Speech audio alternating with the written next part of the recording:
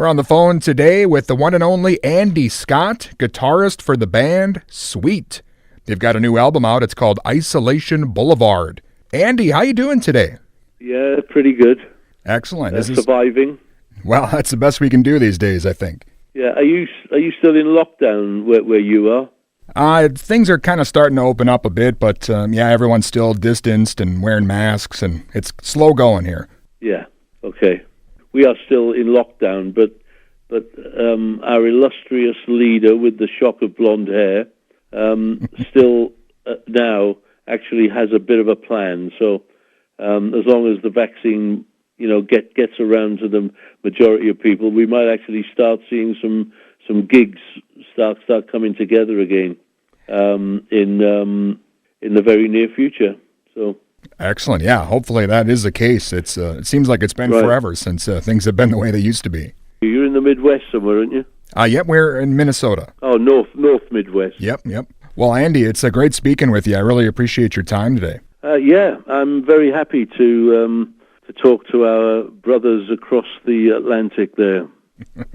Well, first I wanted to ask you, Sweet has a new single out. Kind of a reworking of Set Me Free. Can you tell the listeners a bit about it? We wanted to do a new album, but because of the situation over here with the virus and the lockdowns, recording new material was going to prove a little bit sticky because we couldn't all get together in the same place and kick some new stuff about. So we decided to go over old ground, which is a lot easier because you're playing these in the set. You know the songs in as much as you've been performing them.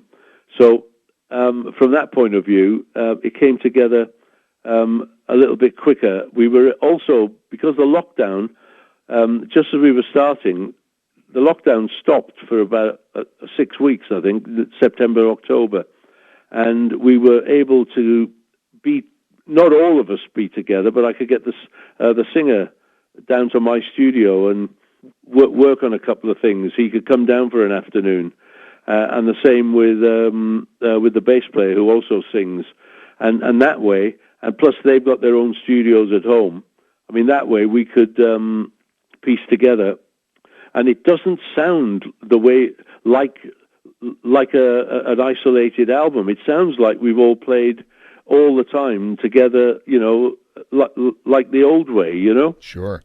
Yeah, how was that for you, recording not in separate rooms, separate cities? I mean, like you said, definitely not how you did it back in the day. No, I guess it's what happens with modern artists, when you see, like 10 or 8 songwriters on a song where it's been passed around so often, digitally, backwards and forwards, that you don't know who did what, where, and why. And because it's all done to this annoying click, so that the beats per minute and all of that, it can be done like that. Our thing was just ever so slightly a bit less, because we don't always work to a click track. We want the excitement of the track. It doesn't matter if it slightly speeds up by the end, if you know what I mean. Sure. And so from that point of view, once we'd done everything and it was all back here in my studio, it was just a matter of piecing it all together.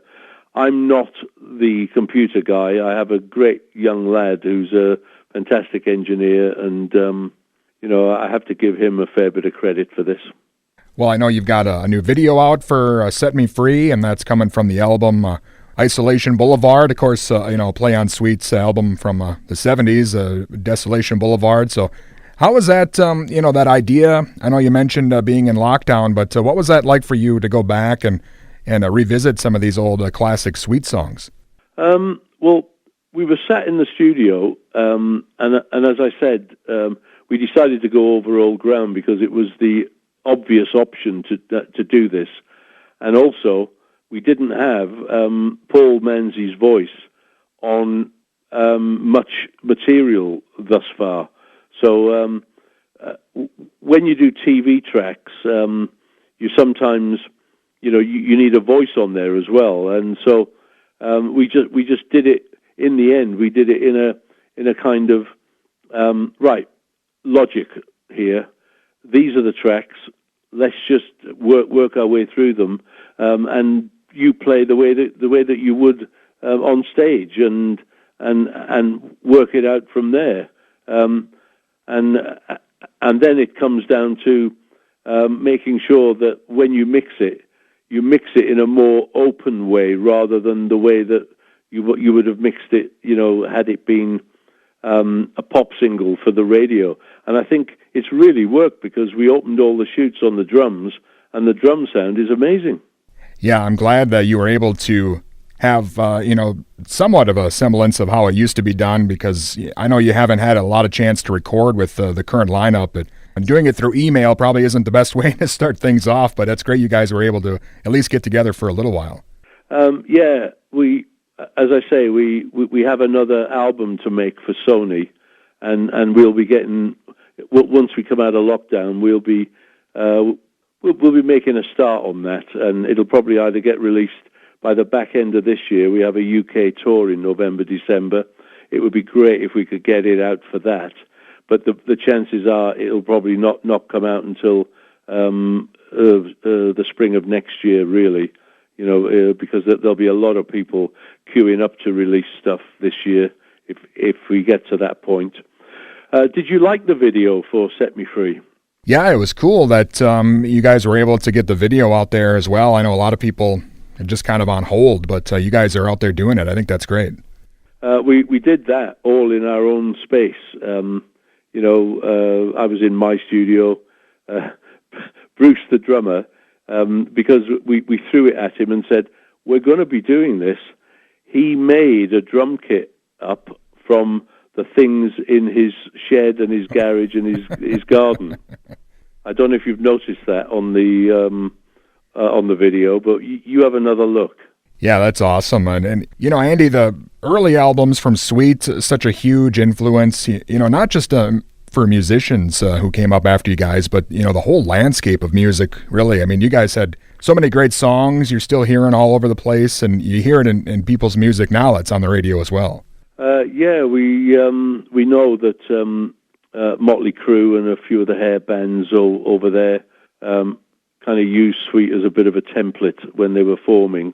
I've spoken to, Gene Simmons, and he said that, the Desolation Boulevard album became a kind of reference point, for quite a few people, because, it was kind of a new kind of sound at the time, of course, there's a few British bands that came through, like Def Leppard as well, who, I'm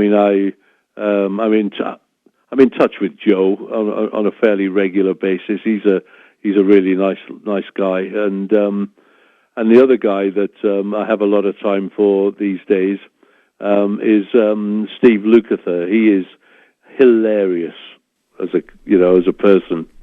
Well, I know a lot of bands have covered Sweet songs over the years as well. I think the biggest one, for me, might have to be Tia Carrere doing Ballroom Blitz in the film Wayne's World. What did you think of that when you saw that for the first time? Well, the weird thing is, for Wayne's World, they actually used our track in the cinemas and as an advert for for Wayne's World, and yet when you watch the film, our track is not in there. It's one of the actresses singing it in a nightclub, isn't it, or something? Yeah. It's a little bit odd. I would have probably thought that it might well have been worth using our. But I guess the storyline had to have somebody in a nightclub singing something. So who am I to disagree? Well, I know a lot of people my age growing up, that might have been the first time they kind of knew of you guys through that movie, I think, unless they had their, parents' albums maybe. Yeah, I can see that now. Look, I think the music business is almost cyclical. You think of things in 7 or 8 year cycles, something like that. We had not an awful 80s, but we were kind of ignored in the 80s. And then we had a little bit of resurgence in the 90s. And then at the beginning of the 2000s, it was a little bit on the back foot again. And then from 2010, there's been a little bit of a surge again, especially with Fox on the Run being tied to the Guardians of the Galaxy film. Oh, sure. Yeah, I guess you never know what's going to be the thing that kind of starts off that surge again. No. Well, Andy, I know you're the last of that original lineup. It's great you're still out there, keeping Sweet's legacy alive. And I imagine when you're out there playing shows, it must be cool for you to see, generations of fans out there. Yeah, we have noticed that there's a wide range of ages now. We used to think, maybe 10, 15 years ago that it was kids being dragged along by their parents. But I think it's gone beyond that now, especially in Europe when we play festivals and you see, like 16, 18-year-old kids down the front and they know the words of the song. I mean, that's probably the positive thing about the internet and digital and, things are extremely accessible. I'm not really a fan of the Spotify's, the streaming services, because I just don't think music should be given away. I think that there is still a value to it, And I know over here, I don't know what it's like in America, but they're even taking into consideration clicks on things like Spotify to generate what might be a chart position, for certain tracks. This is why bands like us who sell CDs still probably will never make the UK charts ever again. But you never know. You live in hope. Well, I know a lot of those fans you're mentioning, the younger ones, I think a lot of the Sweet songs, I mean, they rock. They're fun songs. They don't sound dated at all. So I think when you're still listening to that stuff today, it doesn't seem like, old music, I guess. Yeah, I can see that. I think the standard that we hit back then, and remember, in my opinion, the 60s and the 70s set the scene for the ideas of what was to come. I still don't think that song-wise and band-wise and artist-wise that what happened in the 60s and 70s has actually been topped. It all has to start somewhere. I think that artists that came through in the late 50s were heavily influencing what was going on in the 60s, like your Buddy Hollies and your Elvis, of course, and over here, Cliff Richard and the Shadows. But the Beatles and the other British bands that came over in that early 60s period blew the whole thing apart. I love it when you see that there's an interview with John Lennon where he basically says, we went back to America playing the things that we got from America to learn and play for the British audiences. We went back to America playing that material, playing it back at the Americans, and half of the Americans didn't recognize it, which is unbelievable, isn't it? Well, it's again, you mentioned the new album here. We'll have a tour coming up later this year. Hopefully you guys will get back to the States. Do you think that'll happen if things get back to normal? It would be nice. Our situation is let's get it back on track first. But I haven't played in America since probably for about 20 years. So, yes, it's about time, isn't it? Well, Andy, I know the new Sweet album, Isolation Boulevard, is just out. Is there anything else maybe coming up? Something else we should watch for? Well, there will be a new album at some point. There is some vinyl of Isolation Boulevard available. If you go on the website or Facebook, you can direct order. And the vinyl for me is just it's stupendous. It's an American company who's done it up in Minnesota or Michigan somewhere. and they've just been absolutely fantastic. A company called Prudential. Excellent. Yeah, we'll be looking out for that for sure. Yeah. Andy, I'm a huge fan of yours, and it's been an honor speaking with you today. Thank you so much. Yeah, and you, mate. If we get over there, we'll pay you a visit. All right, I'll be looking for you. Thanks a lot, Andy. Cheers, mate. Bye. And again, that was guitarist Andy Scott of the band Sweet. And the new album, Isolation Boulevard, is out now.